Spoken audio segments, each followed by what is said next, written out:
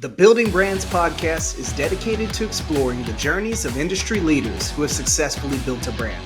Join me, Robert Royer, president of Building Brands Marketing, and an entrepreneur who has successfully scaled multiple brands as we dive deep into the strategies, challenges, and insights that have shaped the success of industry leaders and provide you with the resources you need to do the same.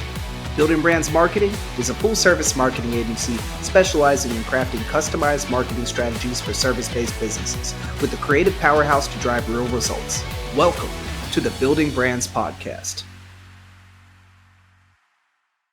Welcome to the Legal Leaders series of the Building Brands Podcast. Today, we welcome Gaston Kroub, partner and attorney with Kroub Silbersher Kolmykov PLLC. Welcome, Gaston. Good to see you, Robert. Happy to be here. Yeah, likewise. I'm excited to speak with you today. I know you're a wealth of knowledge in the patent litigation space. So let's start with a simple question. What sparked your move from big law to found or become a partner in the firm back in 2013? Yeah, I think if I had to catalyze the reason for the move in one word, it would be opportunity. I was unlike a lot of people that practice in big law, I actually enjoyed it very much. I liked the work that I was doing. I liked the people that I was working with and the firms that I was associated with. When you get to a certain point of seniority and a certain conception of the type of work you want to be doing, sometimes the big firm structure is just not the best place to pursue the opportunities that are available to you. And that was the situation I found myself in with my current partners back in 2013. And we made the decision to strike out on our own as a result. All right, so Gaston, tell us, which recent matter or milestone best illustrates the impact your team delivers for its clients? Yeah, so Robert, when we started out, one of the opportunities that we identified in the market was to help the investment community, your typical Wall Street-based hedge funds or investors that had an interest in ongoing patent cases. Very often what we saw was that ongoing patent litigation could have a real impact on a particular company's share price or both companies in the case of share price.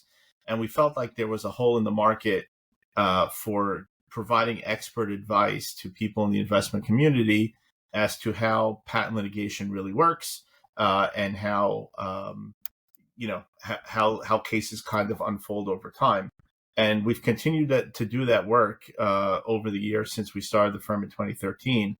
And just yesterday, I had the very pleasant experience of being the guest on a discussion around an ongoing set of cases with respect to gene testing technology. And it was a follow-up call with respect to this case. The first time I spoke about the case was in January 2024 to a group of investors. And on that January 2024 call, I identified a potential danger that the plaintiff might face down the road with respect to one of the aspects of the case. As of yesterday, and the reason for the follow-up call yesterday was because the defendant had actually won on the very issue I had identified in January 2024. So that was actually not that I was rooting for any one of the sides, but it was actually very rewarding to see that advice that I had given proved to be impactful. And I think that's part of the reason why we continue to enjoy doing that work, because patent litigation is complicated. It can be mysterious. It's not something that people deal with every day. But at the same time, it could have significant financial ramifications, not only for the parties involved in the case, but also for investors. So anything we could do to help bring transparency and, expert assistance with respect to that piece of the litigation landscape, we're happy to do so. And we're grateful that we continue to have those opportunities. Yeah, that's a great experience to share. Mm-hmm. This is interesting. This is a good conversational point about marketing with a firm like yours that's doing a lot of Wall Street advisory work. So as you're growing that, that audience base, what challenges do you face when trying to reach the right investors or in-house counsel to acquire some of those types of clients? So I think there's a couple of challenges. One is it's not traditional legal work, right? In the sense that we're not looking to get hired by the client to actually litigate the case. We're actually being brought in whether it's on a multiple case engagement, whether it's with respect to a single case. Sometimes it's just for one phone call, right? But people are leaning on our expert opinion and want to have the ability to ask us questions. So, marketing to a non-traditional legal client base, it's really very different than what I was used to when I was in the big firm world, where, I was lucky enough to be included on these big beauty contest pitches where we would go pitch a company that had recently been sued in patent litigation, and we were trying to convince that company to give us their legal work. This is a lot more relationship based, a lot more word of mouth, and part of the marketing that we do is just to let people know that we do this work in the first place and we are available. And then obviously you hope that as you do a good job for clients, word of mouth spreads and you become known as people to call in the space. One thing that helps and has helped a lot with respect to growing this particular business is the fact that there are a number of third-party expert networks that we're able to be part of. So they can often provide us with the opportunities to interface with investors on particular cases. But at the same time, when you think about marketing, you want to be able to reach people through a number of different touch points. So we continue to write about these cases. My partner, Zach, does a great job writing about a lot of these issues on our Markman Advisors blog. I will sometimes address some of these issues on my weekly column on AboveTheLaw.com. And then, like I said, you rely on the fact that you have a little bit of a reputation in the space, word of mouth, and letting people know that you're available. And that's been fortunate to generate opportunity for us over the years. Yeah, I think one of the things I would applaud that you've done really well is establishing thought leadership opportunities for yourself and other partners in the firm. Like you mentioned, the weekly column on AboveTheLaw.com that I think you've been doing for over a decade at this point. I'm curious, how do you choose among, all the writing, speaking, and presentation opportunities and channels that exist these days? How do you choose the right ones to reinforce your thought leadership in front of the right prospects that you look to work with today? Yeah, so I think one of the things we've learned working with financial services companies over the years and investors is the importance of diversification.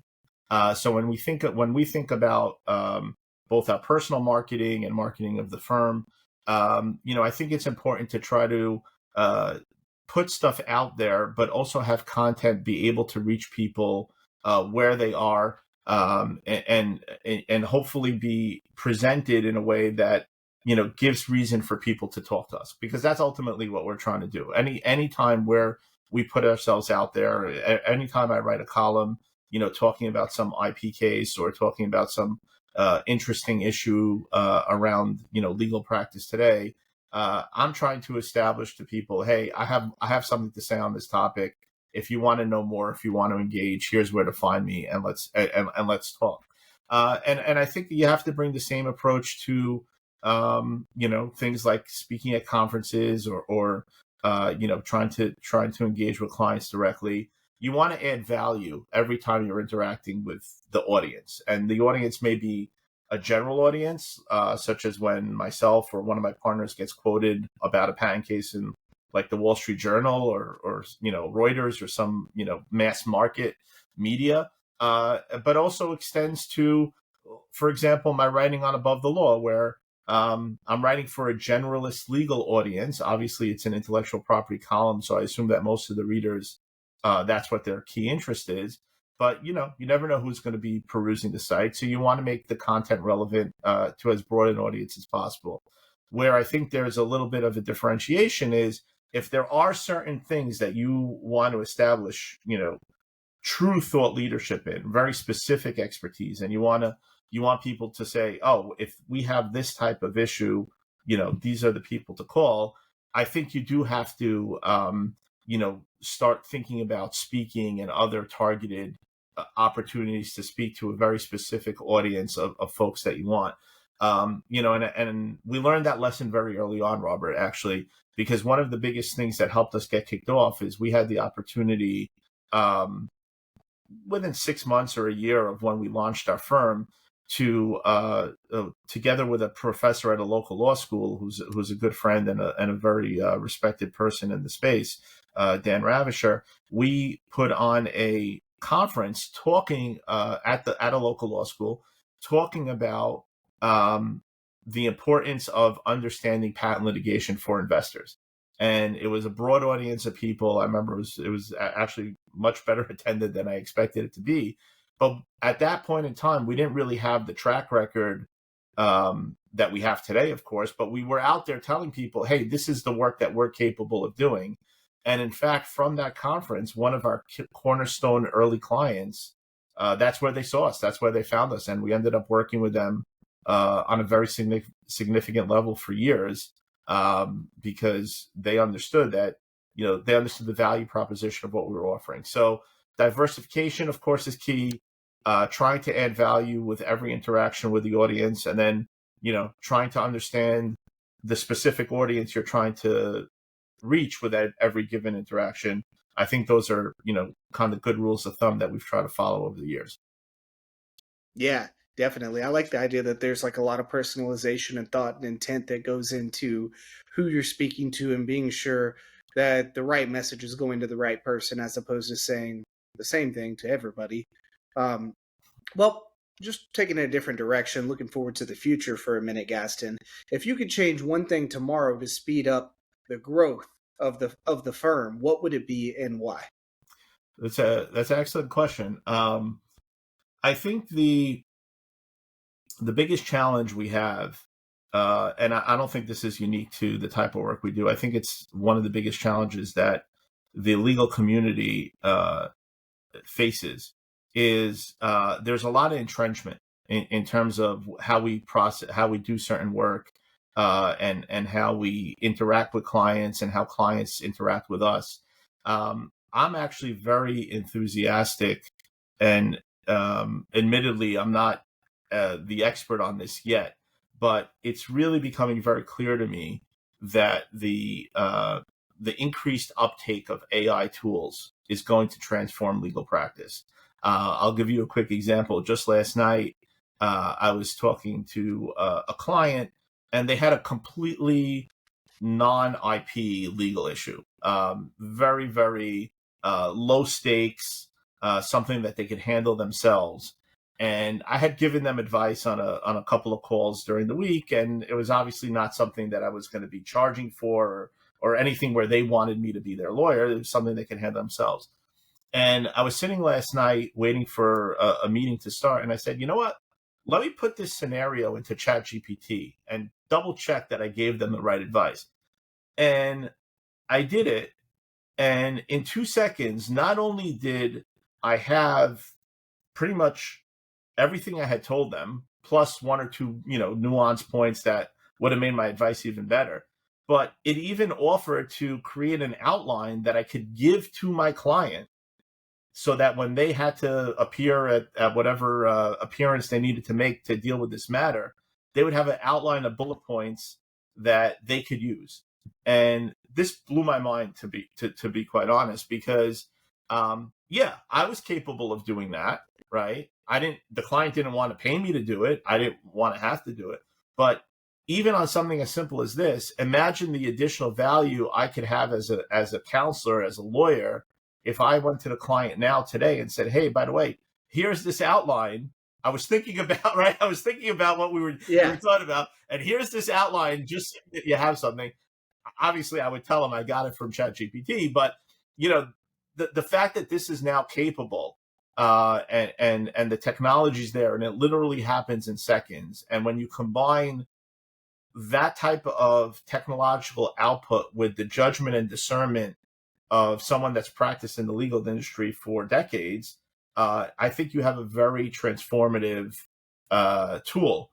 And, I think that's going to raise challenges, but I also think it's going to raise opportunities for folks. Like, where are we going to draw the line about what we can charge for and what we can't?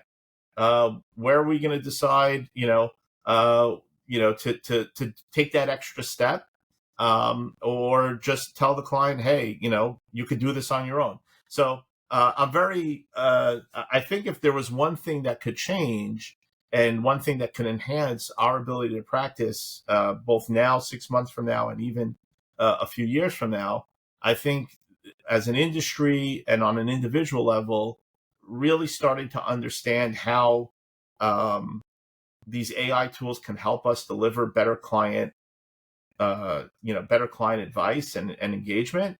I think that's going to be really exciting on a going forward basis.